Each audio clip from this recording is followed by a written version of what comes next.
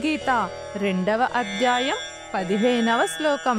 యం హి న యదయంత్యేతే పురుషం పురుషర్షభ సమదుఃఖ సుఖం ధీరం సోమృతత్వాయ కల్పతే. ఓ అర్జున, పురుష శ్రేష్ఠుడా, సుఖదుఖములచే ప్రభావితం కాకుండా రెండింటిలోనూ చలించకుండా నిశ్చలముగా ఉన్న వ్యక్తి మోక్షమునకు అర్హుడవుతాడు. ఇంతకు క్రితం శ్లోకంలో శ్రీకృష్ణుడు సుఖదుఖ అనుభూతులు ఆనిత్యములు అని వివరించాడు. ఇప్పుడు అర్జునుడిని జ్ఞాన వివక్ష ద్వారా ఈ ద్వంద్వములకు అతీతంగా ఎదగమని ప్రోత్సహిస్తున్నాడు.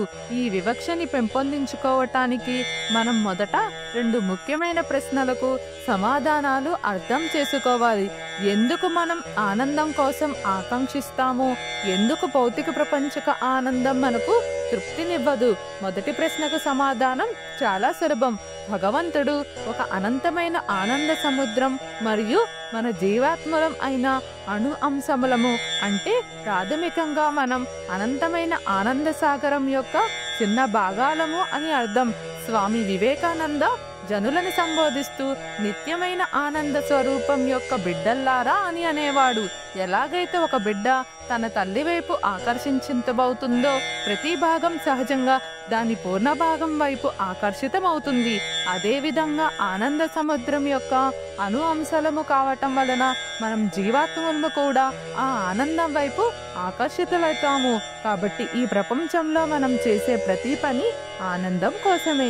ఆనందం దేనిలో ఉంది, ఏ రూపంలో ఉంది అన్న విషయంలో వేరు వేరు అభిప్రాయాలు ఉండవచ్చు. కానీ అన్ని ప్రాణులు దాన్ని తప్ప వేరేది కోరవు. ఇది మొదటి ప్రశ్నకు సమాధానం. ఇక ఇప్పుడు 2వ ప్రశ్నకు సమాధానాన్ని అర్థం చేసుకుందాం. ఆత్మ అనేది పరమాత్మ యొక్క అణు అంశం కాబట్టి అది భగవంతుని వలె దివ్యమైనది. కావున ఆత్మ కోరుకునే ఆనందం కూడా దివ్యమైన ఆనందమే. అటువంటి ఆనందం ఈ 3 లక్షణాలను తప్పకుండా కలిగి ఉండాలి. మొదటిది, అది పరిణామంలో అనంతమై ఉండాలి. అది శాశ్వతమై ఉండాలి. అది ఎప్పుడు కొత్తగా తాజాగా ఉండాలి. భగవంతుని ఆనందం అలా ఉంటుంది. అది సచ్చిత్ ఆనందం, అంటే నిత్యమైన చైతన్యవంతమైన ఆనంద సింధువు అని అంటారు.